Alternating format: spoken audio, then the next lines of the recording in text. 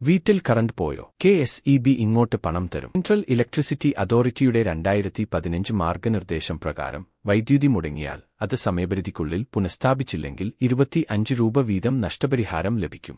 Transformer, metre തകരാറുകൾക്കും line തകരാറുകൾക്കും billing പിഴവുകൾക്കും ഈ നഷ്ടപരിഹാരം ബാധകമാണ്. ഇതാ അറിയേണ്ട പ്രധാനപ്പെട്ട കാര്യങ്ങൾ. 1. വൈദ്യുതി മുടക്കം പുനഃസ്ഥാപിക്കേണ്ട സമയം. വൻ നഗരങ്ങൾ 6 മണിക്കൂർ, ചെറുനഗരങ്ങൾ 8 മണിക്കൂർ, ഗ്രാമപ്രദേശങ്ങൾ 24 മണിക്കൂർ, മലനിരകൾ 36 മണിക്കൂർ, വരണ്ട മേഖലകൾ 4. വൈകിയാൽ നഷ്ടപരിഹാരം ഓരോ ദിവസത്തിനും 25.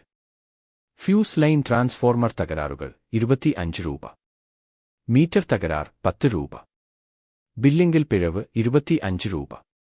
3. അപേക്ഷ എങ്ങനെ നൽകാം? ഫോം എ ഫിൽ ചെയ്യുക. തൊട്ടടുത്ത ഇലക്ട്രിസിറ്റി സെക്ഷൻ ഓഫീസിൽ നേരിട്ട് സമർപ്പിക്കുക. ഈ റീൽ കാണുക, ഷെയർ ചെയ്യുക.